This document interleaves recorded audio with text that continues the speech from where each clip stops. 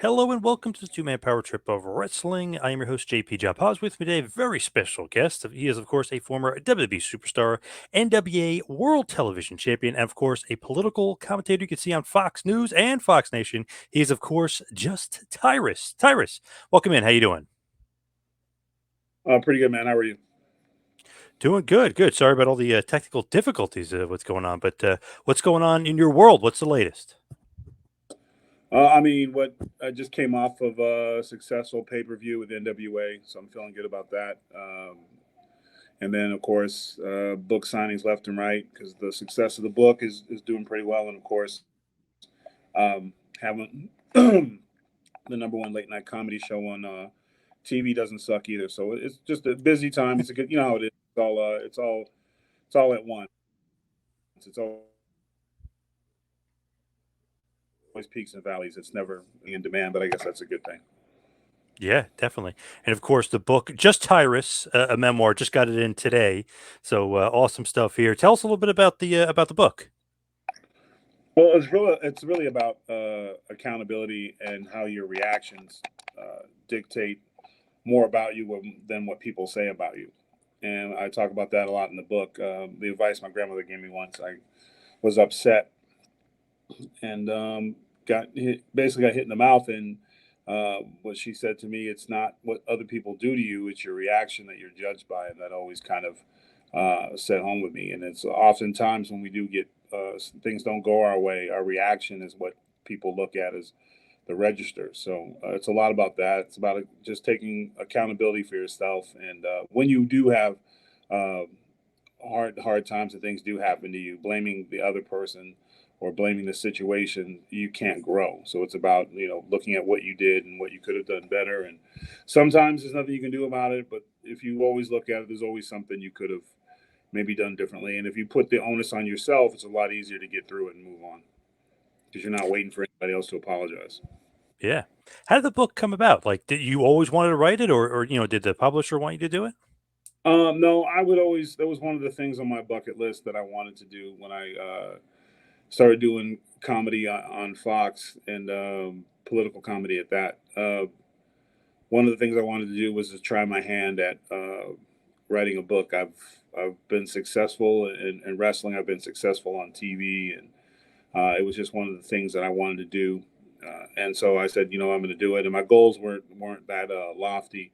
I thought maybe if I broke into like the top 500 or something, that'd be pretty cool. Something like that. I didn't anticipate it selling out within the first 6 hours and um, being number one on Amazon and New York Times bestseller and Wall Street Journal and all that stuff. I wasn't anticipating any of that. It was surprising. I'm still kind of trying to figure it out, but it's a great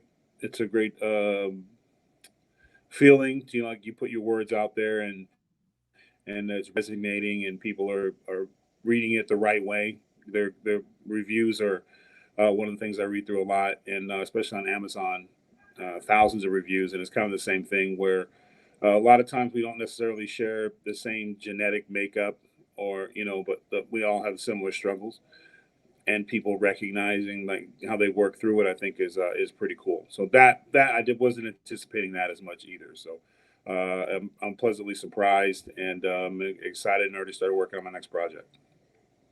Nice, awesome. New York Times bestseller. Is it mostly like wrestling fans, political, fans, It's or a little bit of everything. It's people, and a lot of them are people that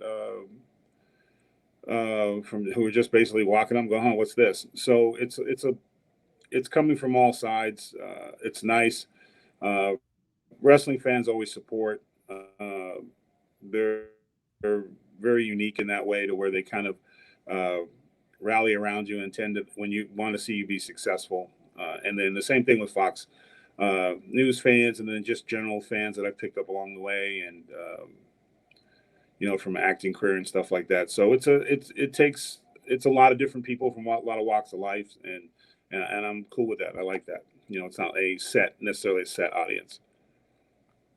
hard to write it, easy to write? Like, like just Oh, in hard. the experience of Just doing it. just hard. Pain in the ass is the only way to describe it. Like, it's just you the writing a book is just like anything else. There's a formula to it, and if you're trying to cook for the first time, excuse me, or write for the first time, you're going to make a lot of mistakes. And I've always been the kind of person that wants to learn it as I go. I don't really trust much in people trying to do something for me, or like ghostwriter and things like that, because I'm always thinking, well, what if they get bored and just decide to fill in blanks? You know, it's my life.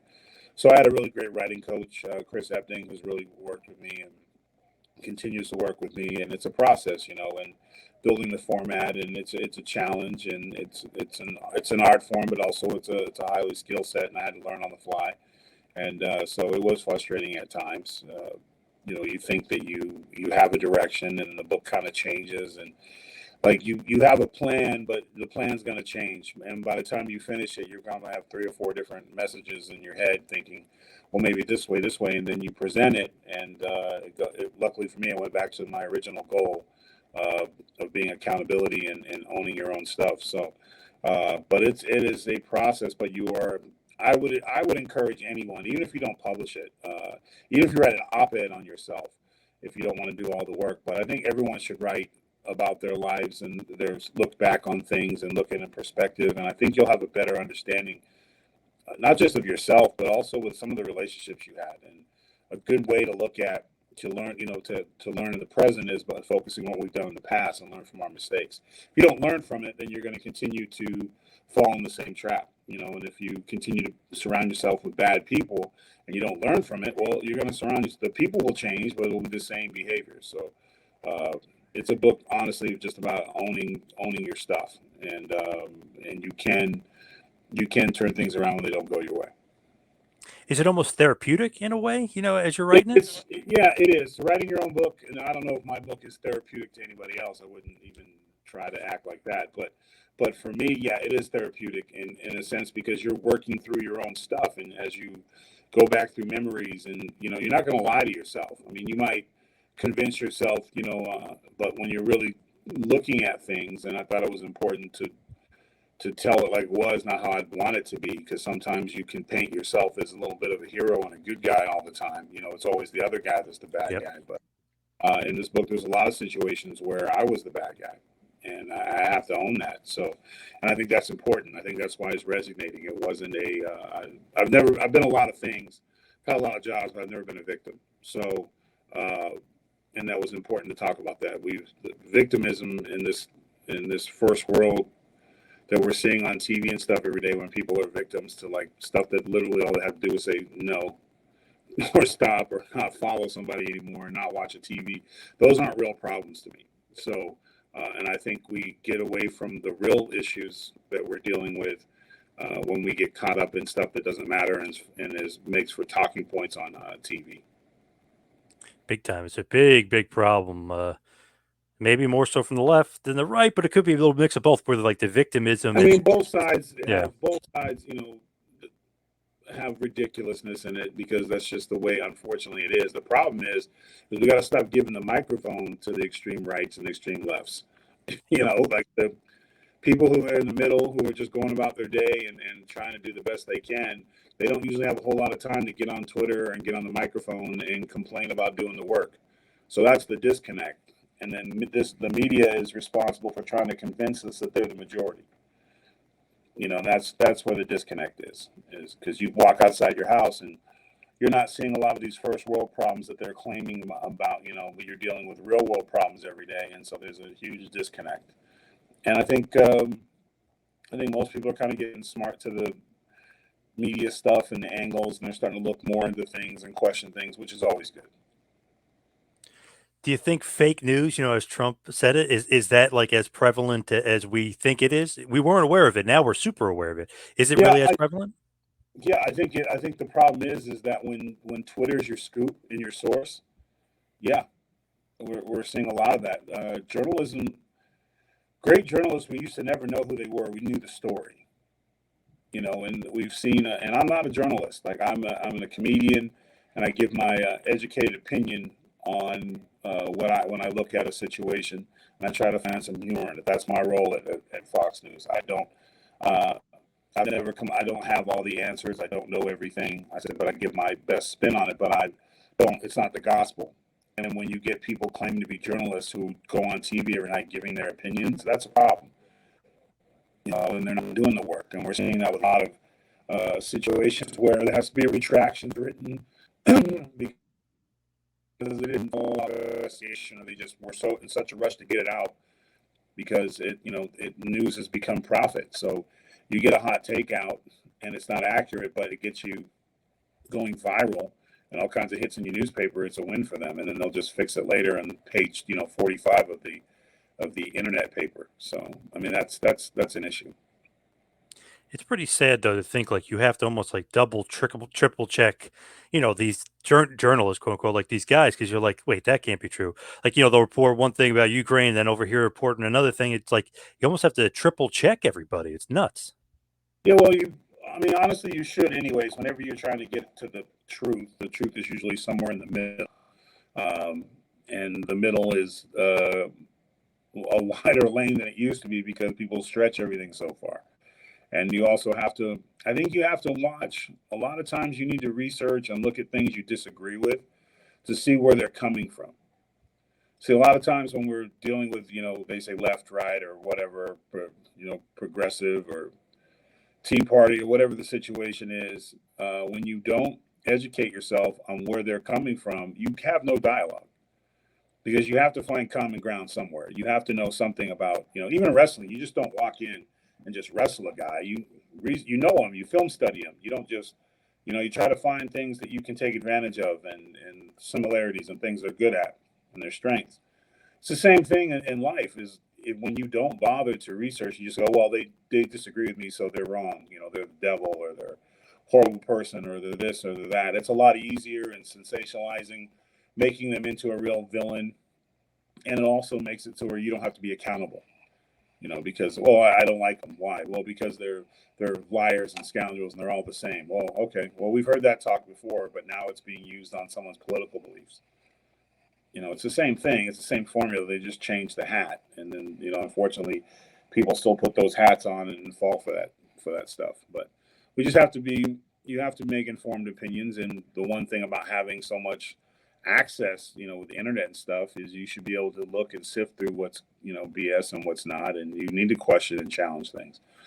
But also it shouldn't be a full-time job. You should not be on the internet every day looking at news angles and conspiracy theories and things like that. You need to live your life and put things in perspective. Most people's political hat only goes on during voting time. The rest of the time, they're trying to raise their family and work and do what they need to do to be better them, and we need to remind ourselves of that. Definitely. It's pretty funny. Like in the book, I know so many people probably mention like, oh, Snoop Dogg, like to you, but it's funny. It's like Snoop Dogg and then Dana Perino. You know what I mean? It's like Yep. such a wide range, right? You get that a lot. Yeah. Like, wow, what a wide ranging guy.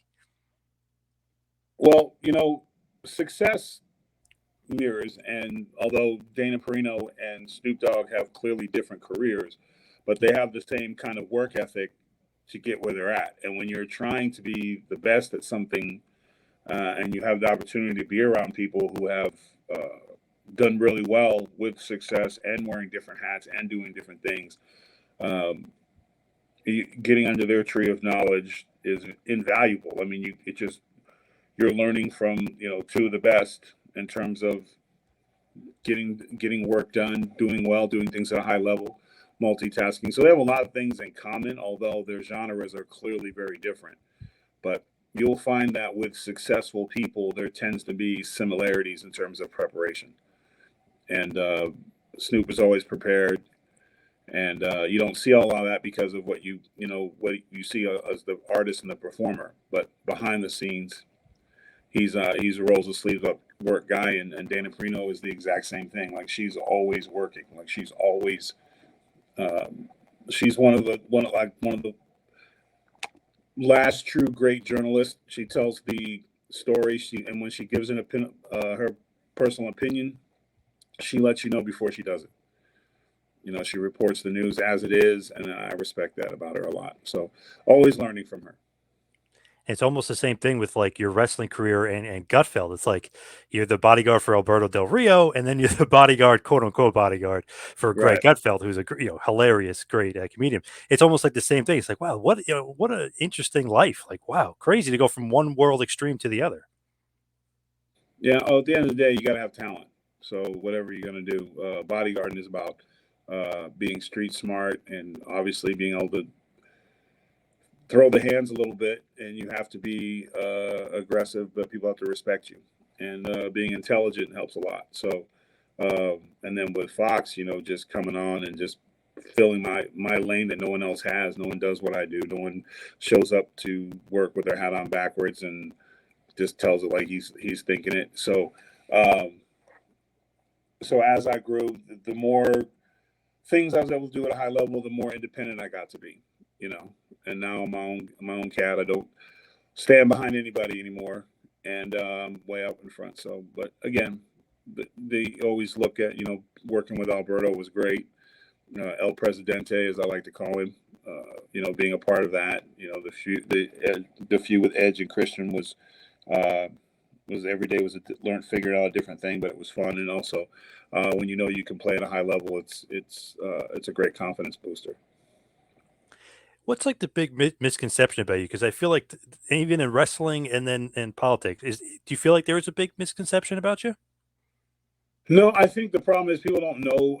I don't talk a lot about my personal life very much, and I really separate the two.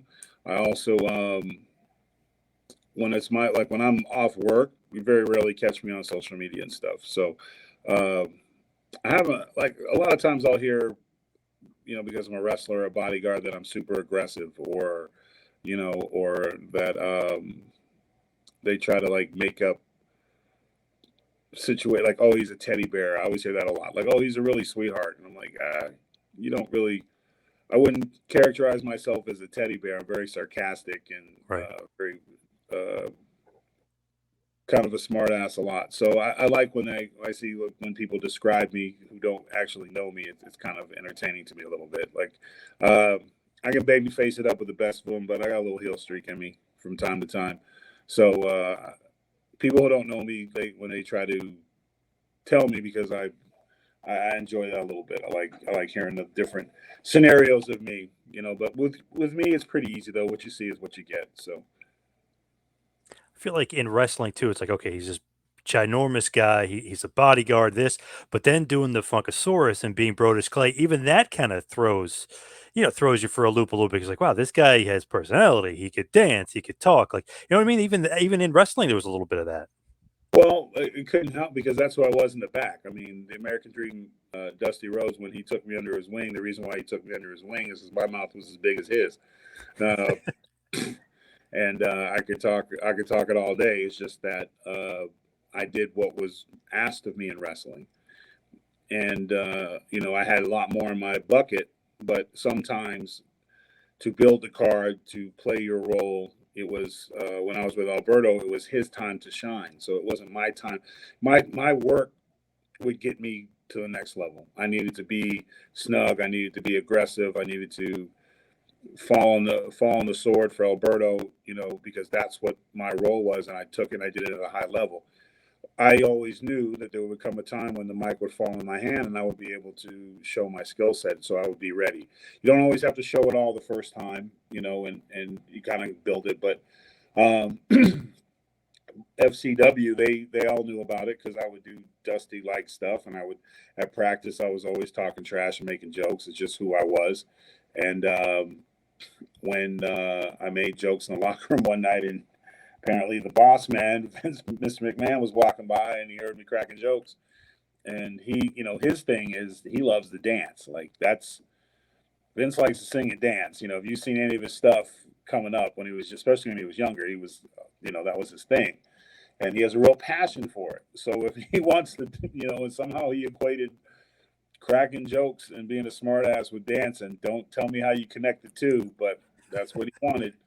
And when it got thrown to me, I was like, "Can I go to Dusty for a week or two and kind of figure it out?" And they said, "Sure."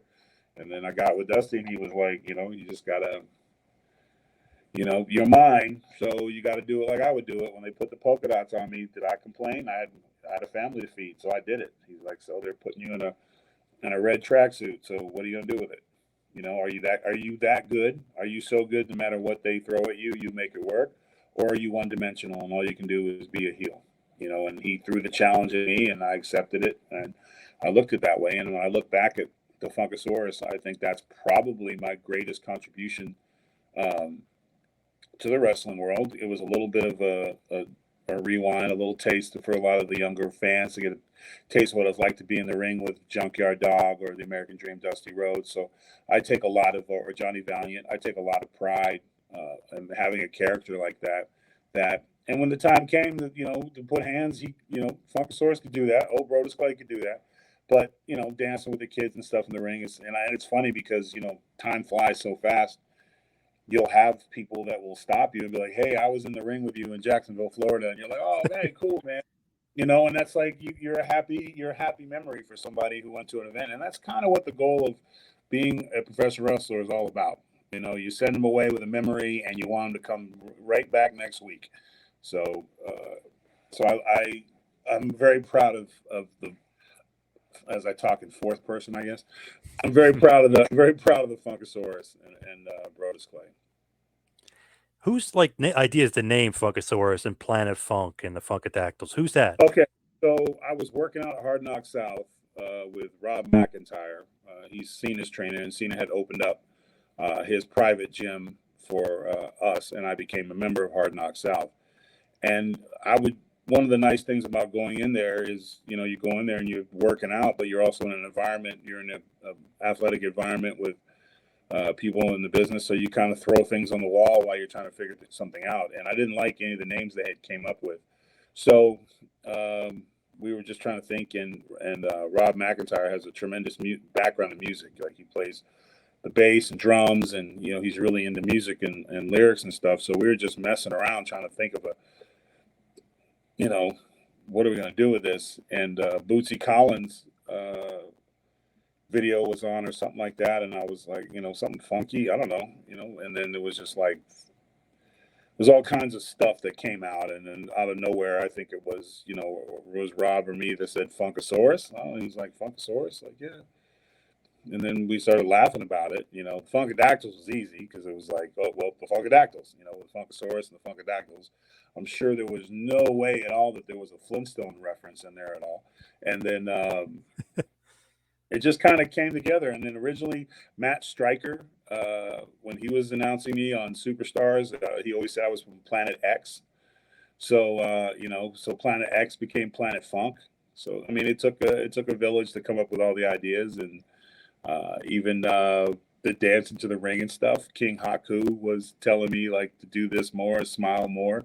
And then one of the toughest guys to ever put on a pair of tights is telling you how to dance and have fun out there and how much he loved it, then you do it. So, like I said, I had a lot of positive in my peers. I'm Kofi and Tavita and just Big E and all the guys would come around and they would all support when I do the rehearsals coming out and stuff. So I mean, it was a really positive time. Pretty cool. Like Dusty and Haku are big Yeah, proponents of the character. yeah, oh yeah, they had a huge hand in it. Dusty, rest his soul, if he was here, would take full credit for everything he did. He would literally say, "You owe me a check, Brodus. You should be sending me a check every week because I gave you gold, I gave you jewels, and you're doing something with it." So, as he said, I painted my canvas. I still continue to do that. What do you think's the best piece of advice Dusty ever gave to you?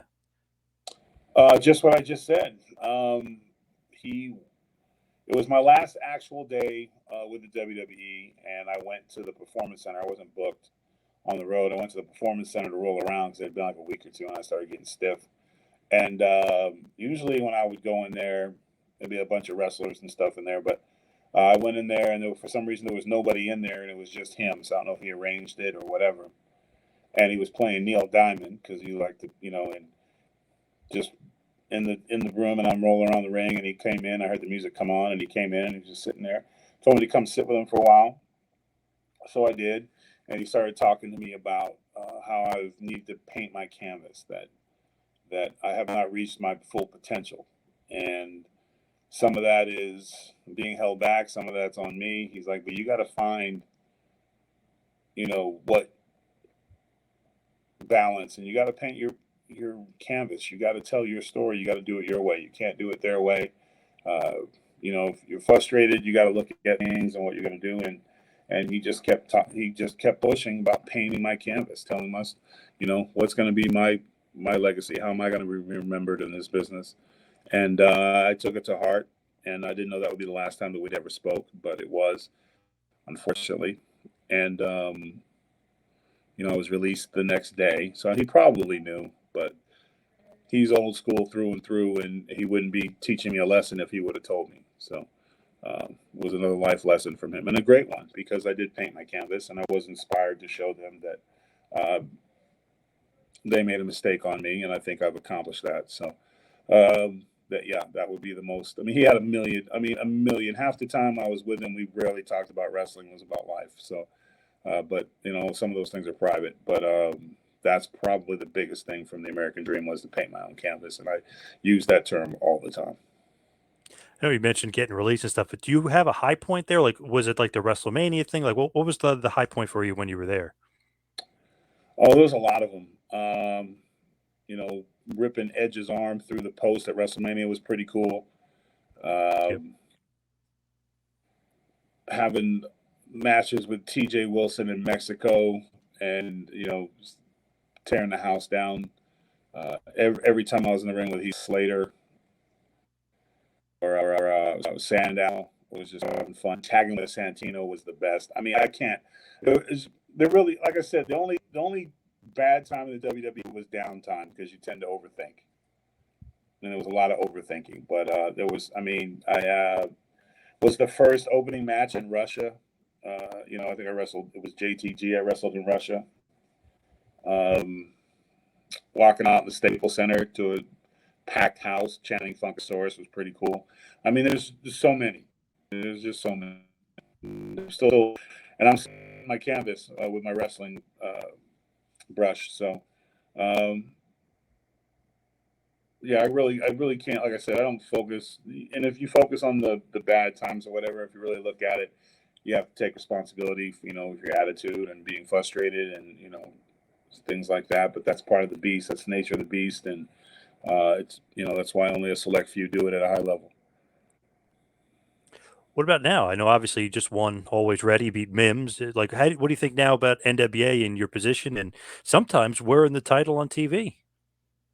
Yeah, I wear the title on TV pretty much every time I'm on it, and that's for two reasons. One, I'm the current NWA World Television Champion, and two, NWA is history, and I think it's important to never forget where you came from. And the NWA is a different style. It's an older style. It's more the traditional style. It's less loops and flips and back promos and stuff, and more story-driven, aggressive, physical wrestling, and that's kind of our niche. And I'm enjoying it. And beating Mims soundly at Always Ready. I'm now, I've originally it was, you had 7 title defenses with a World Television Championship, and then you could cash it in for a title shot. But I just felt a prestigious title like you don't cash that in. So I would say, by hands down, I'm number one contender for 10 pounds of gold. So my goal is to unify the titles, and like the the Midnight Express did with the United States Tag Team Championships and the World Tag Team Championships. So yes, they had to surrender the United States Tag Champions after that, but at least for one day or one TV taping, they were unified tag team champions. So my goal is for one day be the unified World Television NWA champion, at least for one day, then surrender the title and then go from there. But Trevor Murdoch's he just recaptured his, so I'm not sure he's in a huge rush to let it go yet, but I'm gonna have to convince him of that at a later time and date. But I'm having fun. That's awesome. Are you always a big fan? Because that's a great, history lesson with the Midnight Express. Were you always a big fan? Obsessed. I cannot tell you how many whoopings I got sneaking up watching the Saturday Night Main Event, or running in the house to watch Superstation TBS, or getting up at 8 in the morning to watch Mid South. Like I was watching it constantly. Saturday mornings at 11 o'clock, and then Tuesday nights get my homework done so I can watch TNT or primetime wrestling. Like I was hooked, absolutely hooked. Wow, I didn't realize you were such a fan. That's awesome. Yeah. Yeah, I'm called a historian. So when I come to venues and events, I will find the oldest veteran in the building and let the mind picking begin. So yeah. Do you have an all-time favorite? All time favorite, probably. I love the American Dream in WCW and Georgia Championship Wrestling, and even when he came. But the wrestler that just, whenever he came out, I would run to the TV, was Mr. Wonderful Paul Orndorff. Like Mr. Wonderful was just how he would take forever to get in the ring. I just would just make me laugh, and I would just be like, he'd do the whole thing where he'd push his hand back, and I was doing that at school all the time. I was just absolutely obsessed. Andre the Giant, I was a big fan of Andre the Giant. Anybody in the Heenan family got my vote, except for brother. But and then the other side, the Horsemen were where it was at, but Dusty and Nikita, and how they switched out Barry Windham and Lex Luger and all that stuff. I was hooked on all that. Like I mean, I even watched GWF at ESPN when I stayed home sick from school. So I mean, it was just not anything wrestling that I didn't watch and still don't watch. I still do film study literally every day. I'm doing something, watching a match, trying to find something new here and there, because you're always learning. And as soon as you stop learning in wrestling, it's time to move on.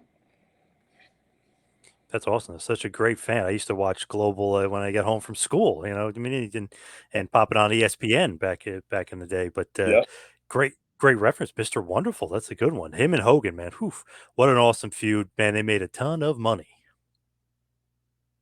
And he was just, I remember when he got pinned at WrestleMania, I cried. Really? I was so mad at Bob Orton for hitting him with the cast. I was furious. Couldn't believe it was all.